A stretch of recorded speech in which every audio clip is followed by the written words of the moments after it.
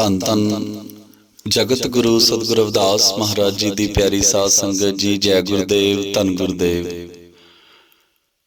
ਸਤਿਗੁਰੂ ਰਵਿਦਾਸ ਮਹਾਰਾਜ ਜੀ ਪਾਵਨ ਤੇ ਪਵਿੱਤਰ ਅੰਮ੍ਰਿਤ ਬਾਣੀ ਵਿੱਚ ਫਰਮਾਨ ਕਰਦੇ ਨੇ, ਅਜਾਮਲ ਪਿੰਗਲਾ ਲੁਪਤ ਕੁੰਚਰ, ਗਏ ਹਰ ਕੇ ਪਾਸ, ਐਸੇ ਦੁਰਮਤ ਨਿਸਤਰੈ, ਤੂੰ ਕਿਉਂ ਨਾ ਤਰੈ ਰਵਿਦਾਸ। ਅਜਾਮਲ ਪਿੰਗਲਾ ਲੁਪਤ ਕੁੰਚਰ, ਕੁੰਚਰ ਭਾਵ ਹਾਥੀ। ਸਾਧ ਸੰਗਤ ਜੀ, ਧੰਨ ਧੰਨ ਜਗਤ ਪਿਤਾ ਜਗਤ ਗੁਰੂ ਸਤਿਗੁਰੂ ਰਵਿਦਾਸ ਮਹਾਰਾਜ ਜੀ ਹਾਥੀ ਦੀ ਉਦਾਹਰਨਾਂ ਦੇ ਰਹੇ ਨੇ ਅੱਜ ਸਾਨੂੰ ਕਿ ਭਾਈ ਇੱਕ ਹਾਥੀ ਕਿਵੇਂ ਉਸਨੇ ਪਰਮ ਪਿਤਾ ਪ੍ਰਮਾਤਮਾ ਨੂੰ ਯਾਦ ਕੀਤਾ ਤੇ ਕਿਵੇਂ ਪ੍ਰਮਾਤਮਾ ਦੀ ਅੰਤ ਸਮੇਂ ਪ੍ਰਾਪਤੀ ਕੀਤੀ। ਸਾਧ ਸੰਗਤ ਜੀ, ਇੱਕ ਸਮੇਂ ਦੀ ਗੱਲ ਹੈ, ਹੋਤਾ ਤੇ ਬ੍ਰਹਮਾ ਦੋ ਭਰਾ ਹੋਏ ਨੇ। ਉਹ ਦੋਵੇਂ ਭਗਤੀ ਕਰਿਆ ਕਰਦੇ ਸਨ, ਇਕੱਠੇ ਰਹਿੰਦੇ ਸਨ। ਇੱਕ ਦਿਨ ਦੋਵਾਂ ਨੇ ਸਲਾਹ ਕੀਤੀ ਕਿ ਇੱਕ ਰਾਜੇ ਕੋਲ ਦਕਸ਼ਨਾ ਲੈਣ ਚਲੇ ਗਏ। ਇਹ ਪਤਾ ਨਹੀਂ ਕਿਵੇਂ ਹੋਇਆ ਕਿ ਰਾਜਾ ਨੇ ਇੱਕ ਨੂੰ ਜ਼ਿਆਦਾ ਦਕਸ਼ਨਾ ਦੇ ਦਿੱਤੀ, ਇੱਕ ਨੂੰ ਘੱਟ ਦੇ ਦਿੱਤੀ। ਬ੍ਰਹਮਾ ਨੇ ਸੋਚਿਆ ਕਿ ਮੈਨੂੰ ਘੱਟ ਦਕਸ਼ਨਾ ਮਿਲੀ ਹੈ ਤੇ ਮੇਰੇ ਭਰਾ ਨੂੰ ਵੱਧ, ਆਪਾਂ ਦੋਵੇਂ ਦਕਸ਼ਨਾ ਬਰਾਬਰ ਕਰ ਲੈਂਦੇ ਹਾਂ। ਉਸਨੇ ਝਟਪਟ ਦੋਵੇਂ ਦਕਸ਼ਨਾ ਮਿਲਾ ਕੇ ਸਾਧ ਸੰਗਤ ਜੀ ਇੱਕ ਥਾਂ ਤੇ ਕਰ ਦਿੱਤੀਆਂ। ਦੋ ਹਿੱਸੇ ਕਰਕੇ ਭਰਾ ਨੂੰ ਆਖਣ ਲੱਗਿਆ, ਲੈ ਭਾਈ, ਆ ਤੇਰਾ ਹਿੱਸਾ ਹੈ। ਉਸਦਾ ਭਰਾ ਹੋਤਾ, ਨਹੀਂ ਨਹੀਂ, ਇਹ ਨਹੀਂ ਜੀ ਹੋ ਸਕਦਾ, ਮੈਂ ਤਾਂ ਓਨਾ ਹੀ ਹਿੱਸਾ ਲਵਾਂਗਾ ਜਿੰਨਾ ਰਾਜਾ ਨੇ ਮੈਨੂੰ ਦਿੱਤਾ ਹੈ। ਤੁਸੀਂ ਦਕਸ਼ਨਾ ਇਕੱਠੀ ਕਿਉਂ ਕੀਤੀ? ਸਾਧ ਸੰਗਤ ਜੀ, ਬ੍ਰਹਮਾ ਕਹਿੰਦਾ, ਭਾਈ ਈਰਖਾ ਕਿਉਂ ਕਰਦਾ ਹੈ? ਹੋਤਾ ਜਵਾਬ ਦਿੰਦਾ ਹੈ, ਭਾਈ ਸਾਹਿਬ, ਈਰਖਾ ਤੇ ਲਾਲਚ ਤਾਂ ਤੁਸੀਂ ਕੀਤਾ ਹੈ। ਜਦੋਂ ਤੁਹਾਨੂੰ ਦਕਸ਼ਨਾ ਥੋੜੀ ਮਿਲੀ, ਤੁਸੀਂ ਦੋਵੇਂ ਮਿਲਾ ਕਿਉਂ ਦਿੱਤੀਆਂ? ਕਿੰਨੀ ਬੁਰੀ ਗੱਲ ਹੈ, ਮੇਰਾ ਪੂਰਾ ਹਿੱਸਾ ਦਿਓ। ਹੋਤਾ ਆਪਣੇ ਭਰਾ ਨੂੰ ਲਾਲਚੀ ਕਹਿ ਕੇ ਬੁਲਾਉਂਦਾ ਹੈ ਤੇ ਬ੍ਰਹਮਾ ਅੱਗੋਂ ਜਵਾਬ ਦਿੰਦਾ, ਸਾਧ ਸੰਗਤ ਜੀ, ਭਾਈ ਲਾਲਚੀ ਤਾਂ ਤੂੰ ਹੈ, ਮੈਂ ਲਾਲਚੀ ਹਾਂ ਤਾਂ ਤੂੰ ਤੇਂਦੂਏ ਵਾਂਗ ਹੈ।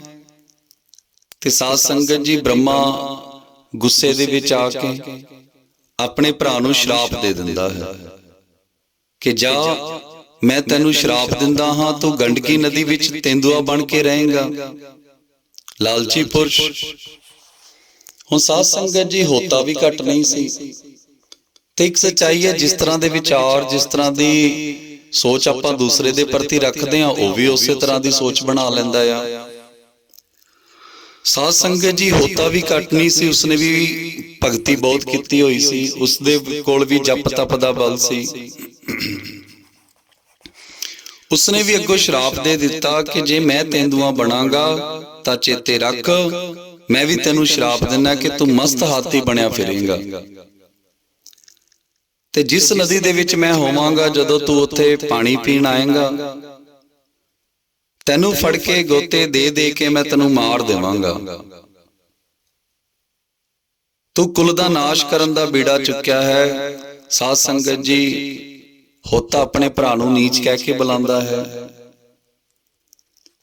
ਤੇ ਸਾਧ ਸੰਗਤ ਜੀ, ਦੋਵਾਂ ਨੇ ਜਪ ਤਪ ਕੀਤਾ ਹੋਇਆ ਸੀ, ਦੋਵੇਂ ਇੱਕ ਦੂਜੇ ਨੂੰ ਸ਼ਰਾਪ ਦੇ ਦਿੰਦੇ ਨੇ।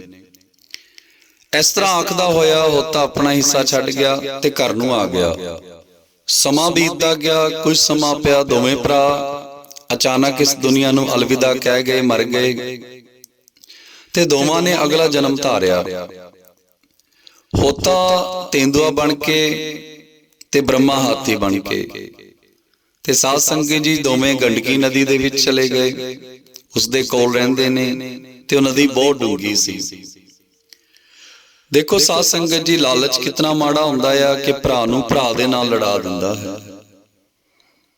ਦੋਹਾਂ ਨੇ ਆਪਣੇ ਕੁਲ ਦਾ ਨਾਸ਼ ਕਰ ਲਿਆ। ਅਸਲ ਵਿੱਚ ਜੋ ਹੰਕਾਰ ਹੈ, ਲਾਲਚ ਹੈ, ਸਾਧ ਸੰਗਤ ਜੀ, ਇਹ ਇਨਸਾਨ ਦਾ ਵਜੂਦ ਖਤਮ ਕਰ ਦਿੰਦੀ ਹੈ।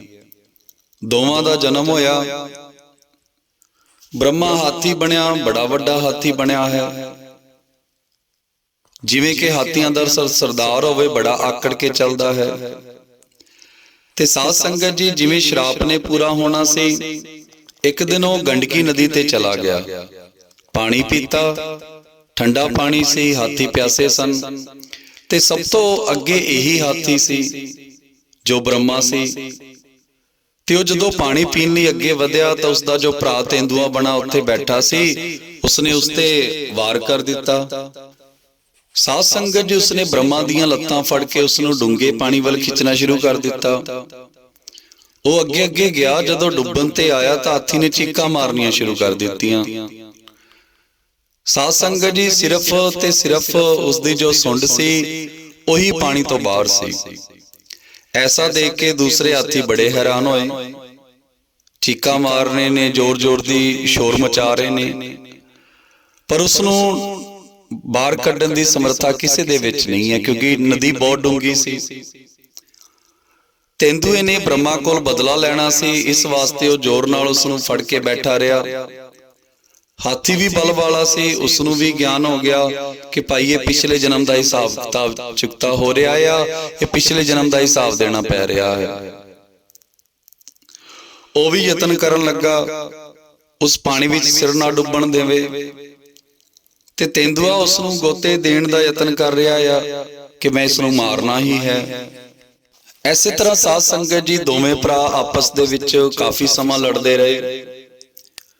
ਤੇਂਦੂਏ ਤੇ ਹਾਥੀ ਨੂੰ ਲੜਦਿਆਂ ਹੋਇਆਂ ਕਾਫੀ ਸਮਾਂ ਲੰਘ ਗਿਆ। ਉਹ ਭੁੱਖਾ ਰਿਹਾ, ਪਾਣੀ ਵਿੱਚ ਹੀ ਰਿਹਾ। ਹੁਣ ਤਾਂ ਸਾਧ ਸੰਗਤ ਜੀ, ਹਾਥੀ ਭੁੱਖਾ ਹੈ, ਪਿਆਸਾ ਹੈ, ਤੇ ਅਚਾਨਕ ਉਸਦੇ ਦਿਲ ਦੇ ਵਿੱਚੋਂ, ਉਸਦੇ ਮਨ ਦੇ ਵਿੱਚੋਂ ਇੱਕ ਆਵਾਜ਼ ਆਉਂਦੀ ਹੈ ਪ੍ਰਮਾਤਮਾ ਦੇ ਪ੍ਰਤੀ, ਕਿ ਜਿਵੇਂ ਸਾਨੂੰ ਦੁੱਖ ਦੇ ਵਿੱਚ ਪ੍ਰਮਾਤਮਾ ਯਾਦ ਆਉਂਦਾ ਨਾ ਸਾਧ ਸੰਗਤ ਜੀ, ਤੇ ਇਹ ਕੁਦਰਤ ਦਾ ਨਿਯਮ ਹੈ, ਉਸ ਪ੍ਰਮਾਤਮਾ ਦੇ ਘਰ ਦਾ ਨਿਯਮ ਹੈ। ਸਾਧ ਸੰਗਤ ਜੀ, ਜੋ ਵੀ ਸੱਚੇ ਮਨੋਂ ਪ੍ਰਮਾਤਮਾ ਨੂੰ ਯਾਦ ਕਰਦਾ ਆ, ਪ੍ਰਮਾਤਮਾ ਉਸਦੀ ਅਸੰਗਤ ਜੀ ਰੱਖਿਆ ਜ਼ਰੂਰ ਕਰਦਾ ਆ। ਅੱਜ ਤੱਕ ਜਿੰਨੇ ਵੀ ਪੁਰਸ਼ਾਂ ਨੇ, ਮਹਾਨ ਪੁਰਸ਼ਾਂ ਨੇ, ਚਾਹੇ ਕੋਈ ਆਮ ਇਨਸਾਨ ਹੈ, ਜਦੋਂ ਵੀ ਆਪਣੇ ਪਾਪਾਂ ਤੇ ਪਛਤਾ ਕੇ, ਆਪਣੇ ਕੀਤੇ ਹੋਏ ਕਰਮਾਂ ਤੇ ਪਛਤਾ ਕੇ ਉਸ ਪ੍ਰਮਾਤਮਾ ਨੂੰ ਯਾਦ ਕੀਤਾ ਆ, ਉਹ ਪ੍ਰਮਾਤਮਾ ਨੇ ਇਨਸਾਨ ਦਾ ਸਾਥ ਜ਼ਰੂਰ ਦਿੱਤਾ ਹੈ। ਸਾਧ ਸੰਗਤ ਜੀ, ਉਸਦੀ ਰੱਖਿਆ ਜ਼ਰੂਰ ਕੀਤੀ ਹੈ। ਹੁਣ ਹਾਥੀ ਦੇ ਦਿਲੋਂ ਇੱਕ ਆਵਾਜ਼ ਆਉਂਦੀ ਹੈ, ਉਹ ਪ੍ਰਮਾਤਮਾ ਨੂੰ ਅਰਦਾਸ ਬੇਨਤੀਆਂ ਕਰਦਾ ਹੈ ਕਿ ਹੇ ਪਰਮ ਪਿਤਾ ਪ੍ਰਮਾਤਮਾ, ਤੂੰ ਹੀ ਸ੍ਰਿਸ਼ਟੀ ਰਚਣ ਵਾਲੇ ਹੋ, ਆਪ ਹੀ ਸ੍ਰਿਸ਼ਟੀ ਰਚਣ ਵਾਲੇ ਹੋ, ਆਪ ਤੋਂ ਵੱਡਾ ਇਸ ਸੰਸਾਰ ਦੇ ਵਿੱਚ ਕੋਈ ਨਹੀਂ ਹੈ। ਹੇ ਪਰਮ ਪਿਤਾ ਪ੍ਰਮਾਤਮਾ, ਮੈਂ ਹਾਥੀ ਦੀ ਜੂਨ ਦੇ ਵਿੱਚ ਪਿਆ ਆ ਹਾਂ। ਹੁਣ ਪਰਮ ਪਿਤਾ ਪ੍ਰਮਾਤਮਾ ਜੀ, ਆਪ ਮੇਰੀ ਰੱਖਿਆ ਕਰੋ। ਮੈਂ ਪਾਣੀ ਵਿੱਚ ਨਾ ਡੁੱਬਾਂ, ਜੇ ਮੈਂ ਇੱਥੇ ਮਰ ਗਿਆ ਤਾਂ ਜ਼ਰੂਰ ਕਿਸੇ ਮਾੜੀ ਜੂਨ ਦੇ ਵਿੱਚ ਜਾਵਾਂਗਾ। ਹੇ ਪਰਮ ਪਿਤਾ ਪ੍ਰਮਾਤਮਾ, ਮੈਨੂੰ ਆਪਣੇ ਕੀਤੇ ਹੋਏ ਕਰਮਾਂ ਤੇ ਪਛਤਾਵਾ ਹੈ, ਮੇਰੀ ਸੇਵਕ ਦੀ ਅਰਦਾਸ ਸੁਣੋ। ਤੇ ਸਾਧ ਸੰਗਤ ਜੀ, ਪ੍ਰਮਾਤਮਾ ਦੇ ਘਰ ਦਾ ਨਿਯਮ ਹੈ, ਜਦੋਂ ਵੀ ਕੋਈ ਇਨਸਾਨ ਸੱਚੇ ਮਨੋਂ, ਸ਼ੁੱਧ ਹਿਰਦੇ ਦੇ ਨਾਲ ਉਸ ਪ੍ਰਮਾਤਮਾ ਦੇ ਚਰਨਾਂ ਦੇ ਵਿੱਚ ਅਰਦਾਸ ਬੇਨਤੀ ਕਰਦਾ ਆ, ਉਹ ਪ੍ਰਮਾਤਮਾ ਜ਼ਰੂਰ ਸੁਣਦਾ ਹੈ।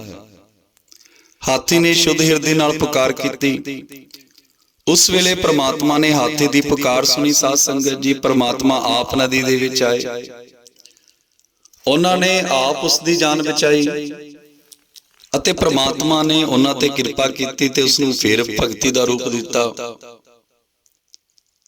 ਇਸ ਲਈ ਸਾਧ ਸੰਗਤ ਜੀ, ਸਤਿਗੁਰੂ ਰਵਿਦਾਸ ਮਹਾਰਾਜ ਜੀ ਵੀ ਫਰਮਾਉਂਦੇ ਨੇ, ਜੋ ਪੇ ਹਮ ਨਾ ਪਾਪ ਕਰਨ ਤਾ ਇਹ ਅਨੰਤਾ, ਪਤਿਤ ਪਾਵਨ ਨਾਮ ਕੈਸੇ ਹੁੰਤਾ। ਕਿ ਭਾਈ, ਇਸ ਸੰਸਾਰ ਦੇ ਵਿੱਚ ਉੱਪਰ ਅਨੇਕਾਂ ਜੀਵ ਨੇ ਜਿਨ੍ਹਾਂ ਤੋਂ ਗਲਤੀਆਂ ਹੁੰਦੀਆਂ ਨੇ, ਪਰ ਇਨਸਾਨ ਉਹੀ ਹੈ ਸਾਧ ਸੰਗਤ ਜੀ, ਜੋ ਆਪਣੀ ਗਲਤੀਆਂ ਤੇ ਪਛਤਾਵੇ। ਜੋ ਗਲਤੀਆਂ ਅਸੀਂ ਅਣਜਾਣੇ ਦੇ ਵਿੱਚ ਕੀਤੀਆਂ ਨੇ, ਜੋ ਪਾਪ ਅਸੀਂ ਅਣਜਾਣੇ ਦੇ ਵਿੱਚ ਕੀਤੇ ਨੇ, ਅਗਰ ਇਨਸਾਨ ਪਰਮਪਿਤਾ ਪ੍ਰਮਾਤਮਾ ਦੇ ਚਰਨਾਂ ਦੇ ਵਿੱਚ ਸਾਧ ਸੰਗਤ ਜੀ ਪਛਤਾਵਾ ਕਰੇ, ਪਰ ਪਛਤਾਵਾ ਹੋਵੇ ਸੱਚੇ ਮਨ ਦਾ, ਕਿਉਂਕਿ ਉਸ ਪਰਮਪਿਤਾ ਪ੍ਰਮਾਤਮਾ ਦੇ ਦਰਬਾਰ ਦੇ ਵਿੱਚ ਚੁਸਤ ਚਲਾਕੀਆਂ ਨਹੀਂ ਜੇ ਚਲਦੀਆਂ। ਤੇ ਸਾਧ ਸੰਗਤ ਜੀ, ਜੋ ਵੀ ਆਪਣੇ ਕੀਤੇ ਹੋਏ ਕਰਮਾਂ ਤੇ ਪਛਤਾਉਂਦਾ ਜਾਂ ਮਾੜੇ ਕਰਮਾਂ ਤੇ, ਕਿ ਅਣਜਾਣੇ ਦੇ ਵਿੱਚ ਪਰਮਪਿਤਾ ਪ੍ਰਮਾਤਮਾ ਜੀ, ਸਤਿਗੁਰ ਜੀ ਮੇਰੇ ਤੋਂ ਮਾੜੇ ਕਰਮ ਹੋਏ ਨੇ, ਪਰ ਮੈਂ ਅੱਗੇ ਤੋਂ ਸੱਚ ਦੇ ਮਾਰਗ ਤੇ ਚੱਲਾਂਗਾ, ਜੋ ਮਾਰਗ ਤੁਸੀਂ ਦਿਖਾ ਰਹੇ ਹੋ। ਤਾਂ ਸਾਧ ਸੰਗਤ ਜੀ, ਉਹ ਪਰਮਪਿਤਾ ਪ੍ਰਮਾਤਮਾ ਬੜਾ ਦਿਆਲੂ ਹੈ। ਜਿਵੇਂ ਉਹਨਾਂ ਨੇ ਹਾਥੀ ਦੀ ਰੱਖਿਆ ਕੀਤੀ, ਉਹ ਸਾਡੀ ਵੀ ਰੱਖਿਆ ਕਰੇਗਾ। ਪਰ ਜਦੋਂ ਅਰਦਾਸ ਆਵੇ ਸੱਚੇ ਮਨ ਦੇ ਨਾਲ, ਅਸੀਂ ਆਪਣੇ ਕੀਤੇ ਮਾੜੇ ਕਰਮਾਂ ਤੇ ਪਛਤਾਈਏ, ਸਾਧ ਸੰਗਤ ਜੀ ਉਸ ਪਰਮ ਪਿਤਾ ਪ੍ਰਮਾਤਮਾ ਦੇ ਦਰਬਾਰ ਦੇ ਵਿੱਚ ਸੱਚੇ ਮਨ ਦੇ ਨਾਲ ਹੀ ਕੀਤੀ ਅਰਦਾਸ ਸੁਣੀ ਜਾਂਦੀ ਹੈ। ਲਾਲਚ ਵਾਲੀ ਅਰਦਾਸ ਤੇ ਕਿਸੇ ਦੇ ਈਰਖਾ ਵਿਰੋਧ ਦੇ ਵਿੱਚ ਅਰਦਾਸ, ਚੁਸਤ ਚਲਾਕੀਆਂ ਵਾਲੀ ਅਰਦਾਸ, ਉਹ ਪਰਮ ਪਿਤਾ ਪ੍ਰਮਾਤਮਾ ਸਾਧ ਸੰਗਤ ਜੀ ਬੜਾ ਦਿਆਲੂ ਹੈ। ਪਰ ਉਹ ਸੱਚ ਤੇ ਝੂਠ ਨੂੰ ਵੀ ਸੱਚ ਤੇ ਝੂਠ ਕਰਕੇ ਜਾਣਦਾ ਆ।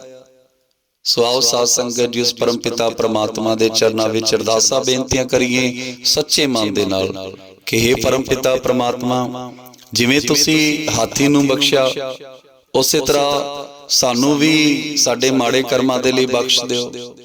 ਜੋ ਵੀ ਸਾਡੇ ਤੋਂ ਅਣਜਾਣੇ ਦੇ ਵਿੱਚ ਮਾੜੇ ਕਰਮ ਹੋਏ ਨੇ, ਪਰਮ ਪਿਤਾ ਪ੍ਰਮਾਤਮਾ ਦੇ ਚਰਨਾਂ ਵਿੱਚ ਅਰਦਾਸ ਬੇਨਤੀ ਕਰੀਏ ਕਿ ਭਾਈ ਅਸੀਂ ਅੱਗੇ ਤੋਂ ਸੱਚ ਦੇ ਮਾਰਗ ਤੇ ਚੱਲਾਂਗੇ। ਜੈ ਗੁਰਦੇਵ, ਧੰਨ ਗੁਰਦੇਵ।